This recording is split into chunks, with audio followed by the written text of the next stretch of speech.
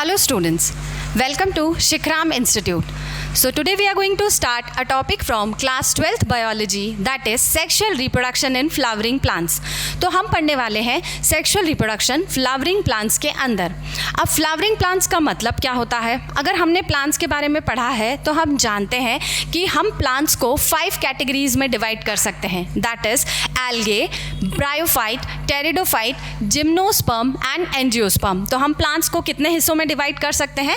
हम प्लांट को डिवाइड कर सकते हैं 5 ब्रॉड कैटेगरीज में. तो हम डिवाइड कर सकते हैं उनको एल्गे, ब्रायोफाइट, टेरिडोफाइट्स,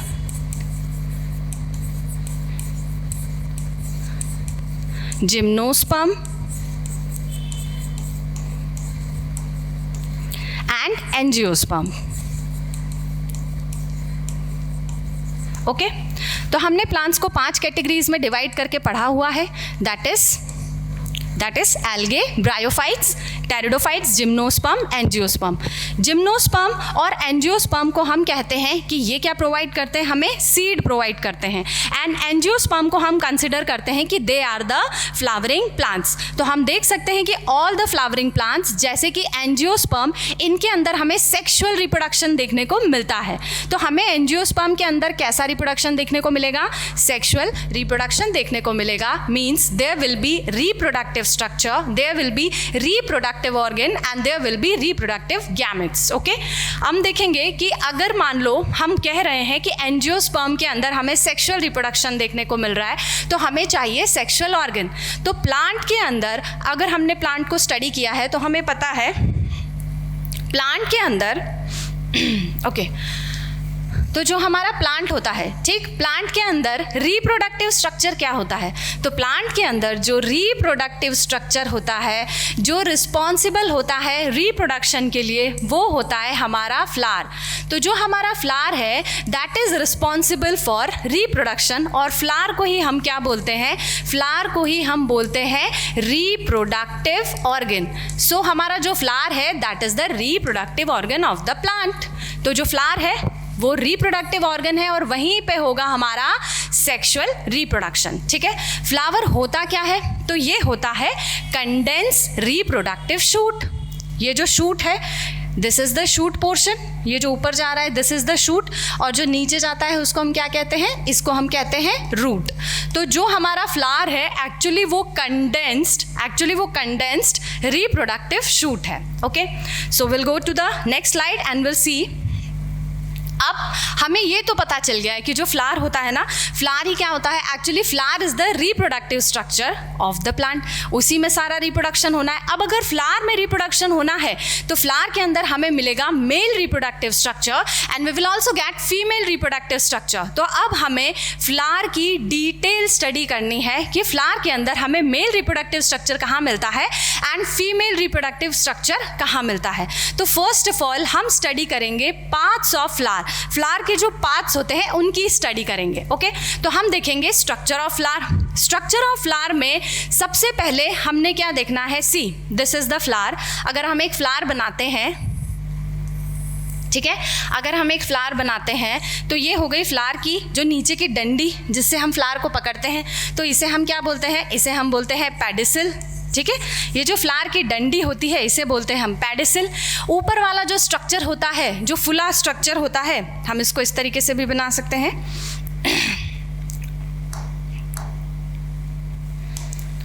ओके, तो यहाँ देखेंगे हम, ये जो नीचे वाला पोर्शन होता है इसको हम बोलते हैं पेडिसिल. ये जो फुला हुआ पोर्शन होता है इसको हम बोलते हैं थैलेमस.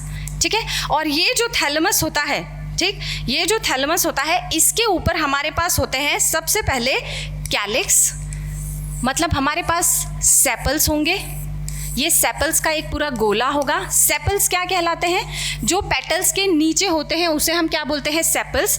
तो ये है हमारा सेपल का वोल या सेपल का गोला, और इस सेपल के वोल को अपन बोलते हैं कैलिक्स. इसके ऊपर हमारे पास होता है पेटल. यहाँ पे हमारे पास पंखुड़ियाँ लगी रहेंगी और ये पंखुड़ियों का भी गोला लगा रहेगा, पूरा एक वोल बनेगा। तो ये जो पंखुड़ियाँ हैं इनको हम बोलते हैं पेटल्स, और ये जो पेटल्स का वोल है, ठीक है, तो ये जो पेटल्स का वोल है इसको हम बोलते हैं corolla. It is known as corolla. तो हमारे पास कितने गोले हो गए? हमारे पास एक हो गया calyx, that is the whorl of sepal. हमारे पास हो गया corolla, that is the whorl of petal. इसके बाद हमारे पास इसके अंदर होता है, फ्लावर के अंदर हमारे पास होता है फिर male and female reproductive structure.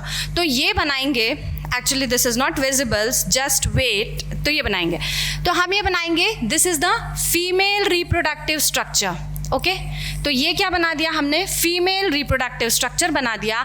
This female reproductive structure is known as carpel. इसको हम क्या बोलेंगे? कार्पल, या इसको हम बोलेंगे पिस्टल। और ऐसे ही कार्पल और पिस्टल का जो गोला रहेगा या जो वोल रहेगा, कार्पल और पिस्टल के वोल को हम कहेंगे गाइनोशियम। ठीक है, इसे हम क्या कहेंगे? गाइनोशियम। ठीक, इसके बाद हमारे पास होगा एक और वोल, एक और गोला होगा। किसका गोला होगा? दैट इज द गोला ऑफ स्टेमन।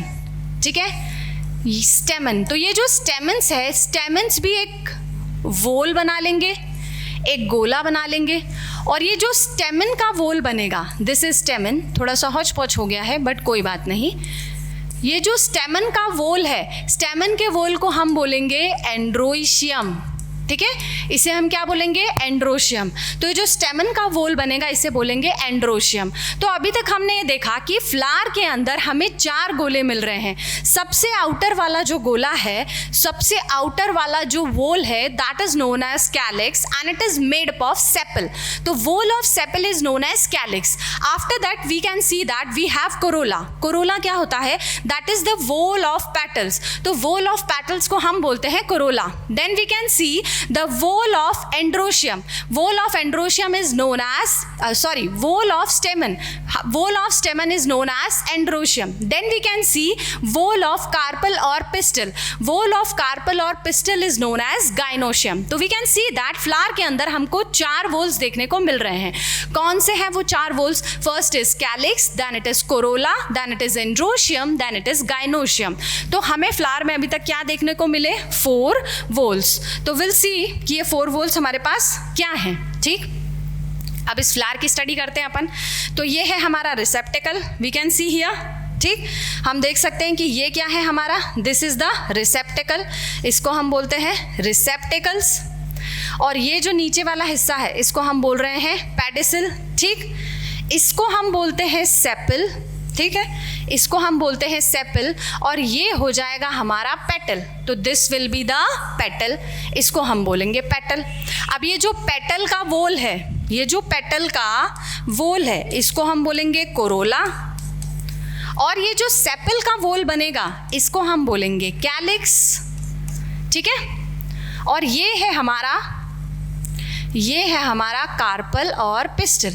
ये हमारा कार्पल और पिस्टल, इसके 3 हिस्से होते हैं। एक ये होता है स्टिग्मा। स्टिग्मा क्या होता है? इट इज रिसेप्टिव सरफेस, और ये क्या रिसीव करता है? It is receptive surface and it receives pollen grain. ये क्या रिसीव करेगा? पोलन ग्रेन को रिसीव करता है। स्टाइल क्या होता है? It is tube like structure, और स्टाइल में से जो पोलन ट्यूब है वो पास होती है और कहाँ जाती है? ओवरी के पास। Here we have ovary. ये वाला पोर्शन, ये जो बल्ज पोर्शन होता है, this bulge portion is known as ovary. तो इस बल्ज पोर्शन को अपन क्या बोलते हैं? ओवरी। और ओवरी के अंदर हमें क्या मिलता है? ओवरी के अंदर हमें मिलता है ovule, which is not mention over here but later on we have to study. ठीक है, तो ओवरी के अंदर हमको क्या मिलता है? ओव्यूल। तो ये हो गया हमारा फीमेल रिप्रोडक्टिव स्ट्रक्चर, जिसको हम कार्पल बोल रहे हैं। तो this is our female reproductive structure. ठीक है, तो इसको बोल रहे हैं हम फीमेल रिप्रोडक्टिव स्ट्रक्चर। ये क्या हो जाएगा? This will be the स्टेमन। ये जो स्ट्रक्चर है, दिस स्ट्रक्चर, इसको हम बोलते हैं स्टेमन। और ये जो स्टेमन है इसमें भी 2 हिस्से हो जाएंगे। This one is known as filament, और इस वाले को हम बोलते हैं एंथर। तो एंथर एंड फिलामेंट मिला के क्या बनाते हैं? स्टेमन। और जो स्टेमन का वोल होता है उसको हम बोलते हैं एंड्रोशियम। ठीक है, तो जो स्टेमन का वॉल होता है उसको हम क्या कहते हैं, उसको हम बोलते हैं एंड्रोशियम। अब हम देखेंगे कि हमने ये देखा कि प्लांट्स के अंदर क्या मिला हमें। प्लांट्स के अंदर हमें मिले 4 वोल्स। 4 वोल्स में से पहला वाला वोल क्या था, तो पहला वाला वोल था कैलिक्स। तो जो हमारा फर्स्ट वोल था दैट वाज द कैलिक्स।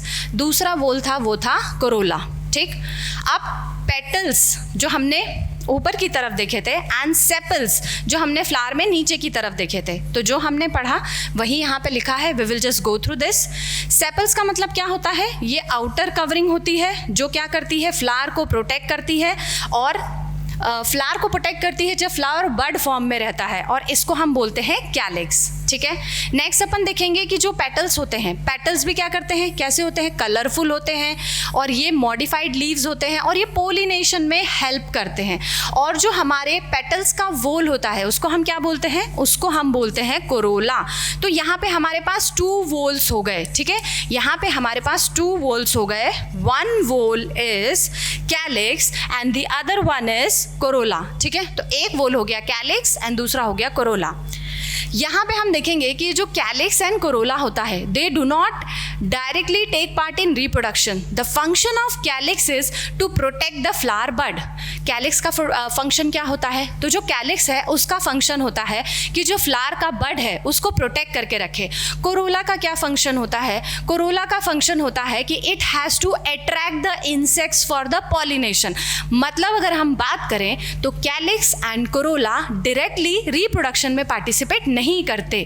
तो अगर वो डायरेक्टली रिप्रोडक्शन में पार्टिसिपेट नहीं कर रहे हैं तो क्या वो बहुत ज़रूरी है, नहीं है। तो इसीलिए हम क्या बोलते हैं इसको, हम इसको कहते हैं नॉन एसेंशियल वोल्स। तो calyx and corolla comprises non essential whorl, जो हमने यहाँ पे लिखा है। तो ये क्या हो जाएंगे, नॉन एसेंशियल वोल्स हो जाएंगे या नॉन एसेंशियल फ्लोरल ऑर्गन्स हो जाएंगे। कौन, calyx and corolla. Next we will see, जैसे हमने नॉन एसेंशियल देखा वैसे ही हम क्या देखेंगे, एसेंशियल वोल्स भी देखेंगे।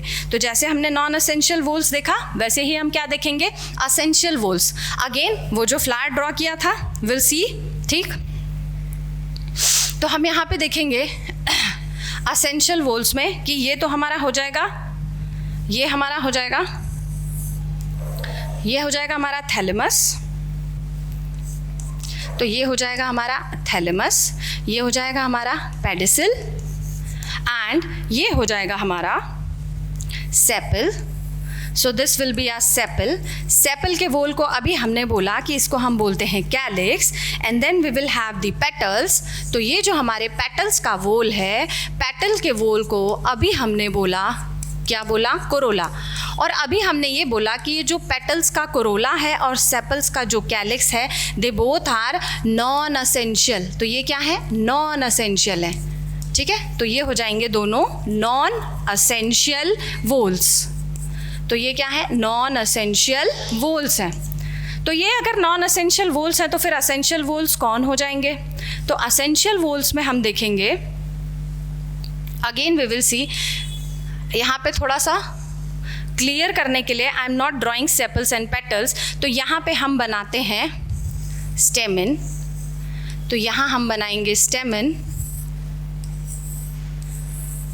ओके, तो यहाँ पे हम बना रहे हैं stamen, we are just making स्टेमन।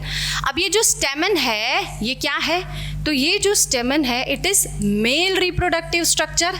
ये क्या है, मेल रिप्रोडक्टिव स्ट्रक्चर है।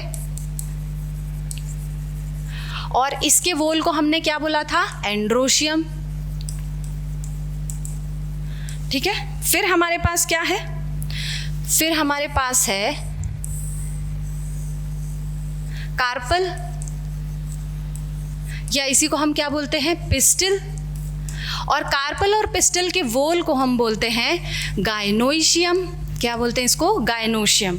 अब यहाँ पे हम देखेंगे कि ये जो एंड्रोशियम है और जो गायनोशियम है, this is the female reproductive structure. Gynoecium क्या है हमारा, ये कार्पल एंड पिस्टल क्या है हमारे, ये है हमारे फीमेल रिप्रोडक्टिव स्ट्रक्चर्स। ठीक है, तो ये हमारे फीमेल रिप्रोडक्टिव स्ट्रक्चर्स। ठीक, अब ये है हमारा फीमेल रिप्रोडक्टिव स्ट्रक्चर, स्टेमन है हमारा मेल रिप्रोडक्टिव स्ट्रक्चर।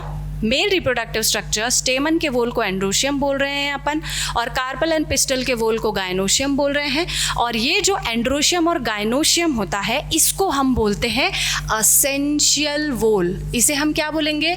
असेंशियल वोल बोलेंगे। असेंशियल वोल इसको क्यों बोल रहे हैं? क्योंकि जो रिप्रोडक्शन होगा उसमें डायरेक्टली ये मेल रिप्रोडक्टिव ऑर्गन पार्टिसिपेट करेगा, और ये जो फीमेल रिप्रोडक्टिव ऑर्गन है, जो फीमेल रिप्रोडक्टिव स्ट्रक्चर है, ये पार्टिसिपेट करेगा। Calyx and Corolla they do not participate directly in the reproduction, they just help in reproduction. तो इसीलिए उसको हम कहते हैं नॉन एसेंशियल वोल। एंड ये जो हमारे एंड्रोशियम एंड गायनोशियम होते हैं इनको हम बोलते हैं एसेंशियल वोल्स। तो अभी तक हमने फ्लावर के अंदर क्या देखा? अभी तक हमने फ्लावर के अंदर 4 वोल्स देखे, that is 2 non essential whorls, calyx and corolla, and 2 essential whorls, that is androecium and gynoecium. Let's move further. तो हम आगे देखेंगे यहाँ पे असेंशियल वोल्स क्या हो जाएंगे हमारे, जो अभी हमने देखा। असेंशियल वोल्स क्या हो जाएंगे? तो हम देखेंगे जो हमारे असेंशियल वोल्स हैं वो है एंड्रोशियम। एंड्रोशियम किससे मिलके बना है? स्टेमन से, ठीक है। तो स्टेमन होता क्या है? स्टेमन होता है हमारा मेल रिप्रोडक्टिव स्ट्रक्चर। तो स्टेमन क्या होता है हमारा? That is the male part of the flower. Male part of the flower होता है जिसको अपन स्टेमन बोलते हैं। इसको हम माइक्रोस्पोरोफिल भी बोल सकते हैं। माइक्रोस्पोरोफिल क्यों बोल रहे हैं? Micro word is used for the male, ठीक है। स्पोरोफिल ऐसा स्ट्रक्चर जिसमें मेल रिप्रोडक्टिव स्ट्रक्चर है। अब जो स्टेमन है उसके 2 हिस्से होते हैं, अभी हमने देखा था एक डायग्राम में।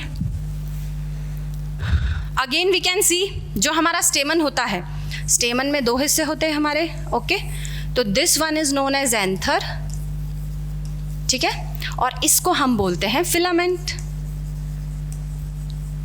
ठीक है। तो एक होता है हमारे पास एंथर और दूसरा होता है हमारे पास फिलामेंट, और इस स्ट्रक्चर को हम क्या बोलते हैं? इसको हम बोलते हैं स्टेमन, जो कि है हमारा मेल रिप्रोडक्टिव स्ट्रक्चर। तो एंथर कैसा होता है? एंथर के बारे में हमने थोड़ा बहुत पढ़ा हुआ है। तो एंथर कैसा होता है? बाइलोब्ड स्ट्रक्चर होता है, 2 लोब्स का एक स्ट्रक्चर होता है, कनेक्टिव से कनेक्टेड रहता है, और टेट्राथीकस होता है। इसके अंदर कितने थीकास रहेंगे? तो पर लोब वी विल हैव 2 थीकास, ठीक है। तो हम देखेंगे यहाँ पे कि जो एंथर है इसके अंदर क्या मिलेगा? पोलन ग्रेन मिलेगा। जो थीकास इसके अंदर होते हैं वो थीकास क्या प्रोड्यूस करते हैं? पोलन ग्रेन प्रोड्यूस करते हैं। इसीलिए उसको अपन क्या बोल सकते हैं? उसको अपन बोलते हैं पोलन सैक, या उसको बोलते हैं अपन माइक्रोस्पोरेंजिया, ठीक है। तो उसको अपन बोलेंगे पोलन सैक या उसको बोलेंगे अपन माइक्रोस्पोरेंजिया। अब अपन देखेंगे एंथर के अंदर क्या है? पोलन ग्रेन होते हैं। एंथर में हमारे पास होता है, एंथर तो हो गया, फिर नीचे होगा filament, producing organ of the flower. Pollen is the male gamete of the flowering plant. Filament क्या होता है? ये जो डंडी जैसा स्ट्रक्चर है, ये जो सिलेंडर स्ट्रक्चर है, तो जो सिलेंडर स्टॉक होता है जो एंथर को होल्ड करके रखता है उसको हम बोलते हैं फिलामेंट, ठीक है। तो एंथर के अंदर क्या होगा? एंथर के अंदर हमारे पास माइक्रोस्पोरेंजिया होगा, और इसी माइक्रोस्पोरेंजिया को हम पोलन सैक भी बोलते हैं। और ये पोलन सैक प्रोड्यूस करता है पोलन ग्रेन। क्या प्रोड्यूस करता है? ये पोलन ग्रेन। और पोलन ग्रेन को हम बोलते हैं मेल गैमेटोफाइट, जो हम आगे के स्ट्रक्चर में देखेंगे। तो पोलन ग्रेन को अपन बोलते हैं मेल गैमेटोफाइट, ठीक है। ये एसेंशियल वोल्स में आ गया। तो यहाँ पे हम देखेंगे जरा स्ट्रक्चर में देखेंगे, ये रहा हमारा एंथर, ठीक है। तो दिस इज आवर एंथर, ये बाइलोब्ड स्ट्रक्चर है, और ये हो गया हमारा फिलामेंट। फिलामेंट कहाँ होता है? तो फिलामेंट हो रहा है प्रॉक्सिमल टू फ्लावर, तो ये होता है प्रॉक्सिमल टू फ्लावर। फ्लावर के पास में होता है फिलामेंट। एंथर क्या हो जाता है? डिस्टल टू फ्लावर, फ्लावर से दूर हो जाता है। तो anther and filament it comprises स्टेमन, that is the mail reproductive structure. Let's move further, आगे देखेंगे हम। तो ये भी असेंशियल वोल ही चल रहा है हमारा। असेंशियल वोल में नेक्स्ट क्या है हमारा? गायनोशियम। गायनोशियम मतलब क्या हो जाएगा? फीमेल रिप्रोडक्टिव स्ट्रक्चर, जो अभी हमने देखा था। तो इसमें ये जो ऊपर का पोर्शन है इसको हम क्या बोलते हैं? स्टिग्मा। तो स्टिग्मा क्या होता है? ये होता है रिसेप्टिव स्ट्रक्चर। ये रिसेप्टिव स्ट्रक्चर होता है, किसको रिसीव करता है ये? तो ये रिसीव करेगा पोलन ग्रेन को, पोलन ग्रेन मतलब मेल गैमेटोफाइट, तो ये पोलन ग्रेन को रिसीव करेगा। स्टाइल क्या होता है? स्टाइल जो होता है ये एक ट्यूब लाइक स्ट्रक्चर होता है, और ये जो ट्यूब लाइक स्ट्रक्चर है ये क्या करेगा? ये ट्यूब लाइक स्ट्रक्चर हेल्प करेगा पोलन ग्रेन के मेल गैमेट को ओवरी तक पहुंचने में, तो ये पोलन ट्यूब बनाने में हेल्प करता है। तो स्टाइल क्या करता है? It will allow pollen tube to move from it. Ovary क्या होता है? तो ये जो ओवरी है हमारा, ये तो ओवरी वॉल हो गई, इस पूरे ये ओवरी की वॉल हो गई, और इस पूरे गोल से स्ट्रक्चर को, ये जो बल्ज सा स्ट्रक्चर है इसको हम बोलते हैं ओवरी। और ये जो ओवरी है इसके अंदर हमारे पास होते हैं ओव्यूल्स, तो ये है हमारे पास ओव्यूल्स, और ये ओव्यूल्स इसके अंदर अटैच होते हैं विथ प्लेसेंटा। तो ये जो ओव्यूल्स है ये किससे अटैच होते हैं? प्लेसेंटा से अटैच होते हैं ओवरी के अंदर। तो ये हो जाएगा हमारा फीमेल रिप्रोडक्टिव स्ट्रक्चर, जो कि है कार्पल पिस्टल, और कार्पल और पिस्टल के वोल को अपन बोलते हैं गाइनोशियम। ठीक है, तो ये हो जाएगा पिस्टल, या इसी को हम बोलेंगे कार्पल। ये क्या है? फीमेल रिप्रोडक्टिव स्ट्रक्चर है, मतलब कि ये फीमेल पार्ट है फ्लावर का। फीमेल पार्ट है तो इसको हम मेगा स्पोरोफिल भी बोल सकते हैं। Mega word is use for female, और माइक्रो वर्ड यूज किया जाता है किसके लिए? मेल के लिए। तो ये याद रखेंगे। ठीक है, अब ये जो हमारा कार्पल पिस्टल है इसके 3 हिस्से हैं, stigma, style and ovary. Stigma क्या हो जाएगा? ये एक स्टिकी रिसेप्टिव टिप होता है पिस्टल का, और इसके ऊपर क्या आता है? पोलन ग्रेन आता है। स्टाइल क्या है? ट्यूब जैसा स्ट्रक्चर रहेगा जो किसको कनेक्ट कर रहा है? जो स्टिग्मा और ओव्यूल को, स्टिग्मा और ओवरी को कनेक्ट कर रहा है, पोलन ग्रेन को नीचे पहुंचाने के काम में आता है। ओवरी क्या होता है? ओवरी एक बल्ज पोर्शन होगा जिसके अंदर होगा ओव्यूल, और यही ओव्यूल आफ्टर फर्टिलाइजेशन क्या बन जाता है? तो हम देखेंगे यही ओव्यूल आफ्टर फर्टिलाइजेशन बन जाएगा सीड, और ये जो ओवरी है, ये जो ओवरी की वॉल है, ये आफ्टर फर्टिलाइजेशन बन जाता है फ्रूट। ठीक है, तो फ्रूट कब बनता है? ओवरी वॉल के फर्टिलाइजेशन के बाद जो ओवरी वॉल है वो स्वेलन अप होके बना लेती है फ्रूट, और जो ओव्यूल है वो फर्टिलाइजेशन करके उसके अंदर प्रोड्यूस होगा जाइगोट, और वही जाइगोट बना देगा एम्ब्रियो, और उसी से हमारा बनेगा सीड।